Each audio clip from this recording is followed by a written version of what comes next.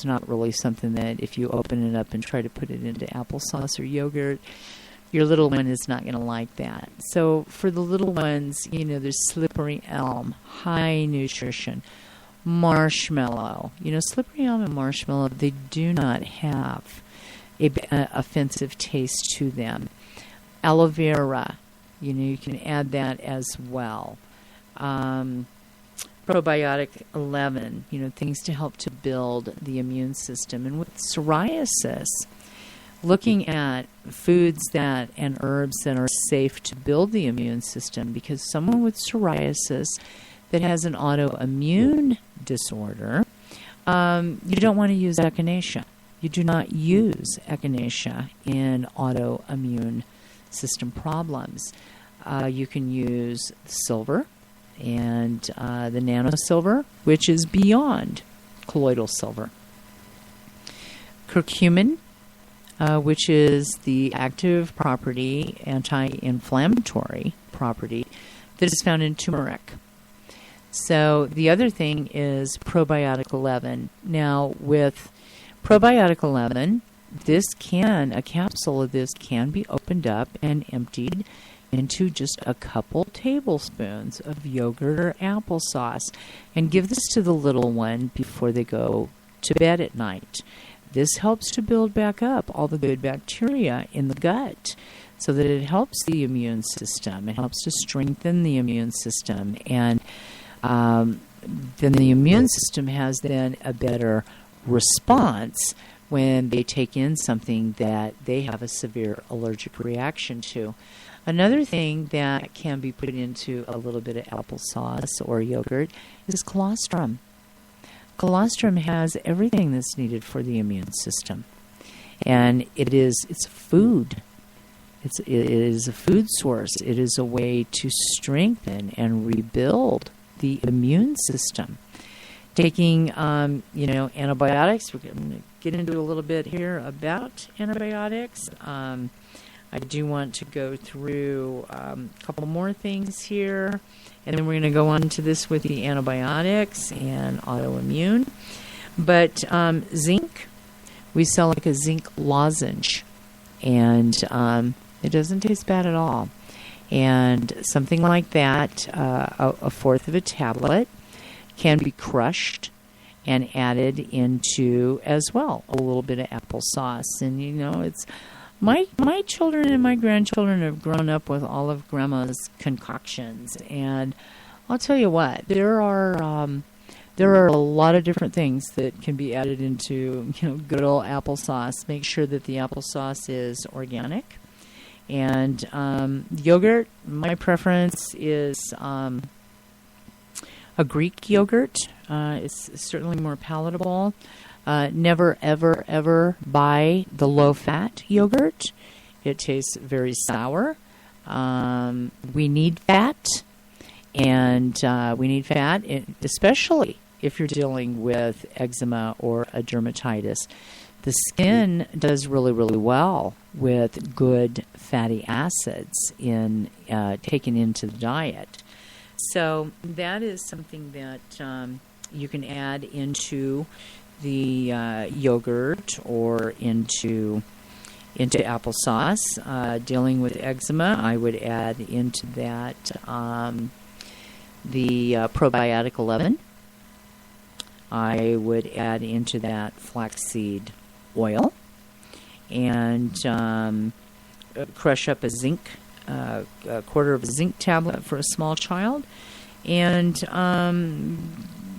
just a couple tablespoons, so that what you're able to do is to get that a couple of bites and it's in them, and they're happy, and you're not having to fight them with swallowing it. Don't put it into something that they can drink. They'll never finish drinking what you put that into. So just a couple tablespoons. Make sure you got some water there if they want to kick up a fit about it.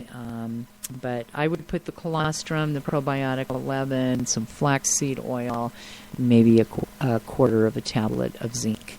And get that into, if you're dealing with small children who are dealing with different dermatitises, including eczema. Okay, so this next thing here that I want to talk about is antibiotics. You know, we have so many things nowadays that are antibiotic resistant, like MRSA. You know, what ends up happening is with the MRSA is this is resistant staph is what it is. And this has developed because of all of the antibiotics that are given. Don't be running your children. Just start them off early on, and you know they want to, you know, inoculate them, and then they're sick. And I do want to do a show on immunizations. I personally am very anti-immunizations. When we feed our children healthy, when we take the time to learn what we need to know, how to confront and address things from a natural standpoint, you're far more powerful than you realize. And you can get these children well. My children were not inoculated. My son, my youngest one, who's 29, was exposed at 10 months old to whooping cough. And, you know, when the other child who had been inoculated 3 weeks before ended up with whooping cough, and they came by our house, to come and see us after, you know, they had it diagnosed with the doctor. It was like, okay, it's a little crazy. I would certainly never go to somebody's house, you know, for a visit if my child had just been diagnosed with a very serious communicable disease. But when this little girl was sitting in the living room playing with my son Danny, playing with his toys and putting them in her mouth, and she went into this coughing jag that the next thing she was laid out on her back. I scooped her up off the floor. I ran to the kitchen and I grabbed lobelia out of my cabinet. And I was down to my last bottle of lobelia extract. And I gave her about a half of a dropper of that in her mouth and brought her immediately. She was starting to turn dusky colored on me. She was not able to catch her breath and breathe. I got that lobelia in her, and that child started breathing. And the parents were not big on herbs. You know, they kind of thought it was a little nutty, so whatever. But I gave them that lobelia, and I used it for my son's seizures.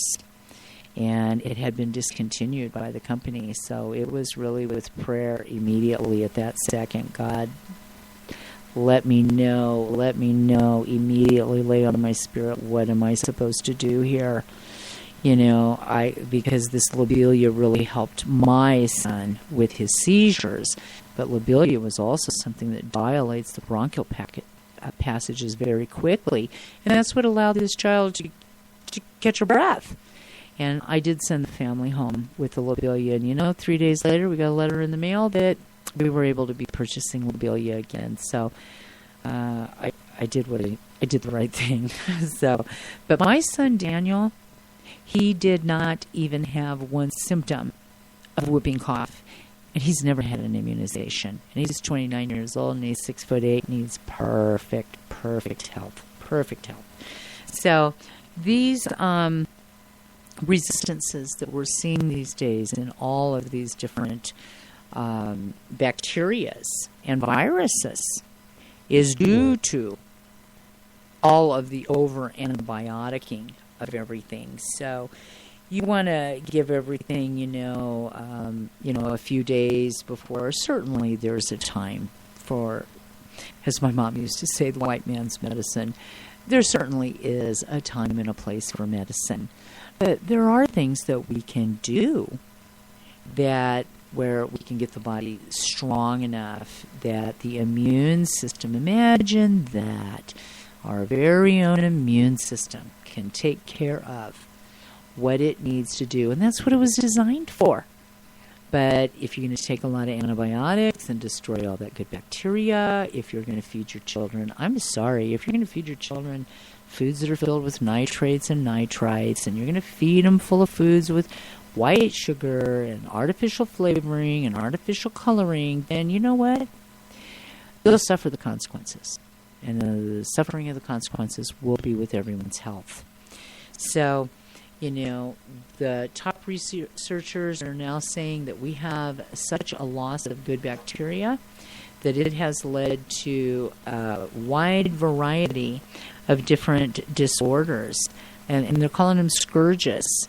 Autism is one of those things as well that is put in this category. So you have children who are diagnosed with autism, and they were never inoculated and filled up with thimerosal, which is mercury and aluminum, then you need to look at other things too. I mean, if they had a lot of antibiotics when they were an infant, maybe for thrush, which is candida, and they get it from the mother, it's passed on through the birth canal. Yeast infections, ear infections, putting them on these grain cereals.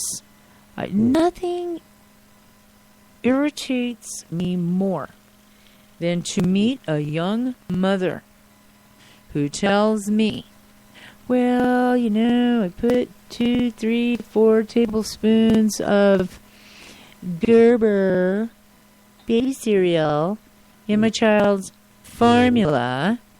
I mean, that irritates me so bad. A child cannot digest grains until they are at least 6 months old.